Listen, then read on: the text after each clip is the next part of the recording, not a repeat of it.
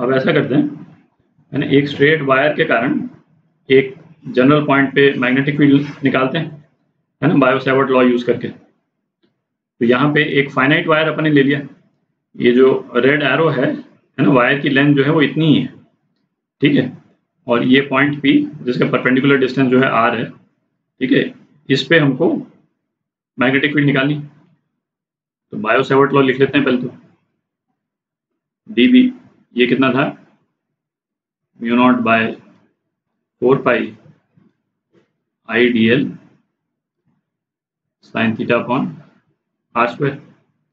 इसको vector form में नहीं लिखा है, क्यों? क्योंकि dl जो है वो तो कॉन्टिन्यूसली स्ट्रेट है, ठीक है, जितने dl हैं, जितने dl क्रॉस r आएंगे अपने पास में, जितने dl क्रॉस r आएंगे उनका जो डायरेक्शन है ना, उन सभी का डायरेक्शन जो है वो इनटू द पेपर होगा। ये तो बिल्कुल क्लियर है।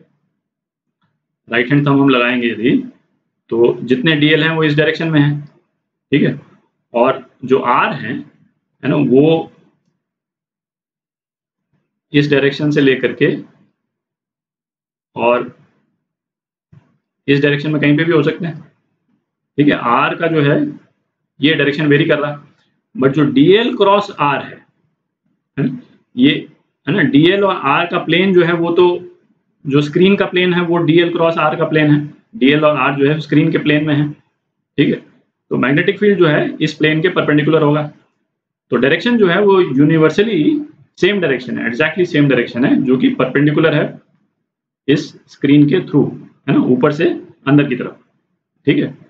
तो अपन ने जो है वो वेक्टर फॉर्म में नहीं लिख के सीधा मैग्नीट्यूड फॉर्म में लिख लिया, और अपन अब इसको इंटीग्रेट करके जो है वो पॉइंट P पे मैग्नीट्यूड निकाल लेंगे, क्योंकि डायरेक्शन हमको मालूम ही है, ठीक है। तो वायर सेगमेंट का एक छोटा सा पोर्शन लेते हैं, ये पोर्शन लेते हैं, ठीक है, इसको हम dl बोल देते हैं। इसका डायरेक्शन ये है, बट अभी डायरेक्शन रेलेवेंट नहीं है, हमको केवल मैग्नीट्यूड से मतलब, ठीक है। अब है थीटा, ठीक है। तो ये थीटा जो है वो क्या होता है, अपन ने पिछली बार भी देखा था कि सपोज ये dl है और ये r है, ठीक है, ये dl है और ये r है, तो इन दोनों के बीच में जो छोटा वाला एंगल होगा, है ना, वो थीटा होता है। इन सब में, इस पूरे एक्सप्रेशन में सबसे ज्यादा केयरफुल जो होना है वो इस एक्सप्रेशन को लेकर के होना है, ठीक है। इसीलिए इसको अच्छे से अपन देख लेंगे एक बार। तो इसमें थीटा कौन सा हो गया, ये वाला पोर्शन हो गया थीटा, dl हमने ये ले लिया और r का डायरेक्शन ये है, ठीक है। तो ये हो गया आपका थीटा। तो पर हम क्या करेंगे, थीटा मतलब ये वाला, ये जो इस थीटा की जो बात कर रहे हैं, ये एंगल आपका थीटा हो गया, ठीक है। पर एक्चुअली क्या है, ये जो है ये तो पॉइंट P है, इसको मैं A बोल देता हूँ, इसको B बोल देता हूँ। ये ट्राइंगल A, B और P को अपन इसमें ट्रिग्नोमेट्रिक रिलेशंस यूज करेंगे। उसके लिए अपने को इस ट्राइंगल के अंदर का एक थीटा चाहिए होगा, मतलब एंगल चाहिए होगा। तो इस एंगल को फाई बोल देते हैं, ठीक है, और इस वाले एंगल को अल्फा बोल देते हैं। तो फाई जो है वो क्या हो जाएगा, फाई जो है वो 180 माइनस थीटा है, ठीक है। तो ये एक्सप्रेशन क्या हो गया, dv mu naught by 4 pi I dl sine 180 minus pi by r square, ठीक है। तो dv कितना हो गया, mu naught by 4 pi I dl sine 5 by r square, ठीक है। अच्छा, ये AB वाला जो डिस्टेंस है,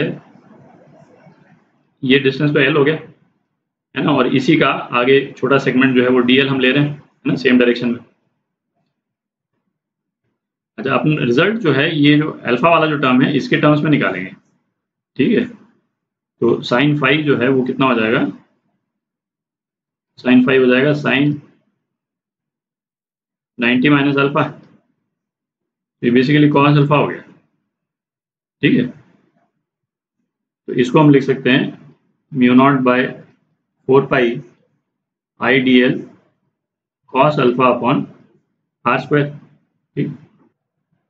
अच्छा, अब अपन क्या करेंगे, अपना एम क्या होगा, इस एक्सप्रेशन में से ये जो डीएल की जो टर्म है उसको एलिमिनेट करके और अल्फा के टर्म्स में हम इसको एक्सप्रेस कर दें। ठीक है, अपना फाइनल रिजल्ट भी जो है ये अल्फा के वेरिएशन के टर्म्स में आ जाएगा। ठीक है, तो ये हमारा एम है।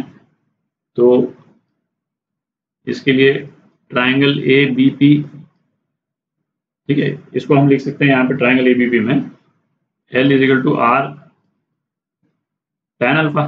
ठीक है, अच्छा इसको डिफ्रेंशिएट कर दें दोनों तरफ, तो क्या आ जाएगा, D L is equal to R sec square alpha D alpha. ठीक है, अच्छा अब ये आर जो है, ये स्मॉल आर कॉस अल्फा, ये किसके बराबर है, ये आर के बराबर, ये भी दिख रहा। ठीक, अच्छा अब ऐसा करते हैं, ये जो डीएल का एक्सप्रेशन है और ये जो आर का एक्सप्रेशन है इसको इस वाले टर्म में डाल देते हैं। ठीक है, तो ये एक्सप्रेशन क्या हो जाएगा, D B is equal to mu naught by 4 pi I, DL के लिए लिख देते हैं are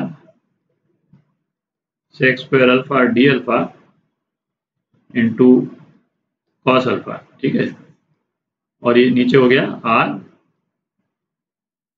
in fact R square sec square alpha. ठीक है,